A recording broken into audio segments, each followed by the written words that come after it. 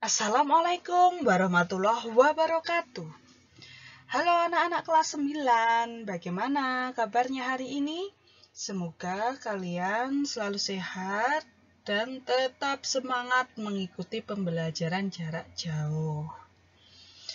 Nah, jumpa lagi dengan Bu Sinta dalam mata pelajaran prakarya.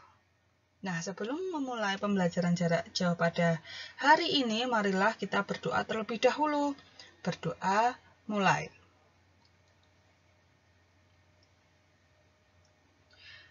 Berdoa selesai. Nah, anak-anak, sambil kalian menyiapkan buku tulis dan bukalah buku pelajaran bab 1.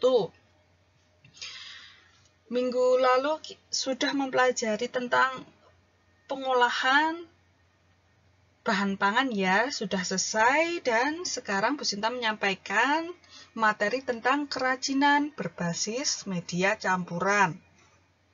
Nah, bukalah bab 1. Nah, kompetensi dasar, yaitu siswa mampu memahami pengetahuan tentang jenis, karakter, dan teknik pengolahan bahan berbasis media campuran. Materi yang akan dipelajari pada hari ini adalah prinsip bahan berbasis media campuran. Jenis dan karakteristik bahan berbasis media campuran. Ada dua itu ya, ada prinsip dan jenis dan karakteristik. Nah, terbuat dari apakah kerajinan tersebut? Coba lihat gambar-gambar itu. Terbuat dari kerajinan berbasis media campuran. Nah, prinsip kerajinan berbasis media campuran. Kerajinan berbasis media campuran adalah jenis kerajinan yang menggunakan bahan utama tertentu yang dipadukan sedemikian rupa dengan bahan tambahan agar lebih menarik namun tetap fungsional sesuai fungsi asli kerajinan tersebut. Nah, tahukah kamu apa yang dimaksud dari pembuatan kerajinan yang dibuat dengan strategi perubahan seperti menggunakan bahan berbasis media campuran? Berikut beberapa alasan yang dikemukakan adalah: 1. Adanya kekurangan bahan baku atau memanfaatkan bahan baku yang tidak banyak jumlahnya. 2. Menghindari bentuk yang monoton. 3. Meningkatkan estetika atau keindahan pada tampilan produk. Dan 4. Lebih terlihat modern karena dapat disukai oleh semua kalangan. Nah, prinsip kerajinan berbasis media campuran. 1. Merupakan penggabungan dari berbagai bahan yang tidak memiliki reaksi kimia tertentu. Ketika dilakukan penggabungan, misalnya bahan yang digunakan dapat membuat bahan lainnya terkikis atau berkarat, dan sebagainya. Yang kedua, bahan yang digunakan terdiri dari berbagai jenis, tidak hanya satu saja melainkan lebih dari satu. Dapat 2, 3, atau lebih. Semua bergantung kepada rancangan kebutuhan dari produk kerajinan yang akan dibuat.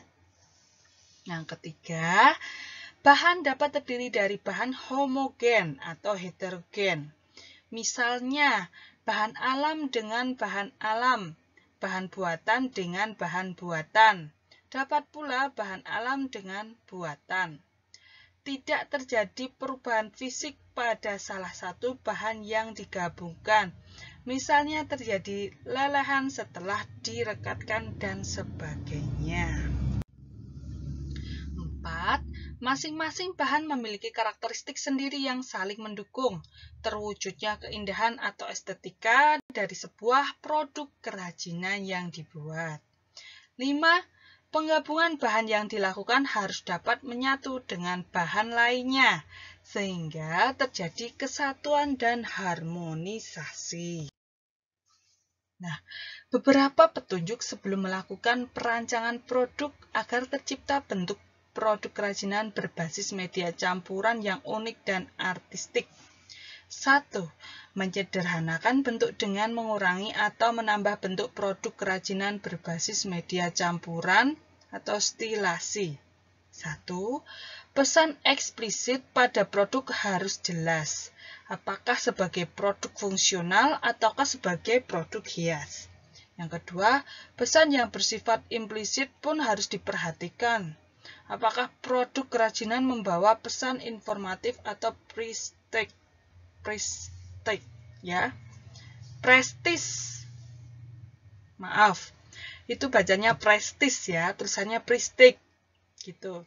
Nah, bahan yang tersedia sejak awal dapat menjadi modal perancangan produk kerajinan. Namun, dapat pula bahan yang dibutuhkan disiapkan setelah perancangan. 4. Produk kerajinan sebagai materi asal untuk dilakukan penyederhanaan bentuk harus disiapkan. Apakah bentuknya gambar ataupun bentuk langsung? 5. Perhatikan penghematan bahan agar produksi dapat dilakukan sebanyak mungkin dengan berbagai bentuk rancangan. Nah, produk kerajinan berbasis media campuran yang digayakan sehingga menjadi lebih klasik. Coba lihat, itu ada hiasan kepala penari Bali. Disederhanakan menjadi hiasan ruangan sekaligus kap lampu dengan menggunakan panduan bahan logam dan kayu serta besi sebagai penyangga. Nah, kerajinan ini terbuat dari logam kuningan agar kuat dan diberi penyangga besi agar terlihat monumental dengan kayu sebagai alas produk atau base yang berguna untuk menambah daya tarik hiasan ruang. Proses menggayakan bentuk nampak pada bagian tiang penyangga dan fungsinya. Selain sebagai hiasan, produk ini dapat dijadikan sebagai kap lampu. 2. Merubah bentuk produk kerajinan berbasis media campuran atau deformasi. Selain dengan cara menyederhanakan bentuk, kerajinan berbasis media campuran dapat pula dilakukan dengan menggunakan cara merubah bentuk hingga menjadi bentuk yang benar-benar baru. Deformasi diartikan sebagai perubahan bentuk yang terjadi secara permanen. Perubahan bentuk ini harus diimbangi dengan pengetahuan tentang objek atau produk asalnya, agar perubahan yang diharapkan dapat terlihat dengan maksimal. Nah, itu ada gambar kayu. Contoh ya, kayu itu produk kerajinan terbuat dari bahan kayu, fungsinya sebagai kursi, tapi bentuknya sudah dirubah sehingga tidak menyerupai kursi yang sebenarnya. Itu ada campuran keramiknya ya anak-anak ya. Nah, sekarang lihat. Itu gambar produk kerajinan berbasis media campuran. Karya ini terbuat dari keramik. Fungsinya sebagai mangkuk, tapi bentuknya sudah diubah terutama pada bagian dekorasi, bagian dalamnya. Sehingga tidak maksimal berfungsi sebagai mangkuk. Nah, karena sudah dirubah ya bentuknya. Sehingga ini sebagai dekorasi, hingga itu bukan sebuah mangkuk, tetapi hiasan. Nah, yang B, jenis dan karakteristik kerajinan berbasis media campuran. Ada batu. Batu terdiri dari batu permata atau batu mulia dan juga ada batu atau akik. Nah, ini gambar batu ya. Terus selanjutnya ada logam. Logam banyak jenisnya seperti perak, emas, perunggu, besi, dan titanium.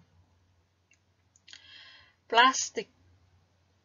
Plastik banyak jenisnya seperti botol, kantong, gelas, perabot dapur, perabot rumah tangga, dan lainnya. Selanjutnya ada kayu. Kayu adalah bagian batang atau cabang serta ranting tumbuhan yang mengeras karena mengalami lignifikasi atau pengayuan. Yang keramik tadi, keramik berasal dari tanah liat. Keramik memiliki disiplin ilmu tersendiri, maka kerajinan yang berasal dari tanah liat secara familiar disebut dengan keramik. Tadi ada contoh gambar kayu, itu sebenarnya untuk kayu kursi, tetapi sudah dirubah bentuknya ya, yang tadi itu. Setelahnya lagi ada keramik dibuat untuk hiasan seperti mangkuk. Nah, itu tadi. Contoh kayu dengan logam. Nah, ini ada campuran ya, media campuran itu seperti itu. Ada kayu dengan logam. Yang B ada kayu dengan kaca. Nah, yang selanjutnya ada yang A itu plastik dengan logam pita. Yang B ada plastik dengan kain. Nah, ini ada gambar lagi, itu keramik dengan kain dicampur. Yang B ini maksudnya ya, gambar ini. Yang B itu keramik dengan rotan. Maaf, Bu Sinta belum mengganti yang huruf B ini ya, tetapi ini maksudnya keramik dengan rotan. Nah, itu dicampur ya. Contoh media campuran. Nah, contoh lagi ada A itu logam dengan kayu. Yang B ada logam dengan batu. Yang C logam dengan kerang. Nah, itu contoh media campurannya. Nah, selanjutnya ada yang A itu, yang bawah ada batu dengan kayu. Yang B ada batu dengan logam. Nah, itu ya anak-anak ya. Jadi itulah contohnya media campuran. Media berbasis campuran itu seperti itu. Silahkan yang belum paham bertanya pada Bu Sinta. Nah, hai anak-anak kelas 9, semoga materi ini bermanfaat untuk kalian dan tetap semangat mengikuti pembelajaran jarak jauh ini. Anak-anakku, masih adanya pandemi COVID-19, kalian tetap patuhi protokol kesehatan dan jaga jarak. Semoga kalian selalu diberikan kesehatan, amin. Dan jangan lupa catatlah tadi ya materi yang Bu Sinta berikan. Nah, wassalamualaikum warahmatullahi wabarakatuh.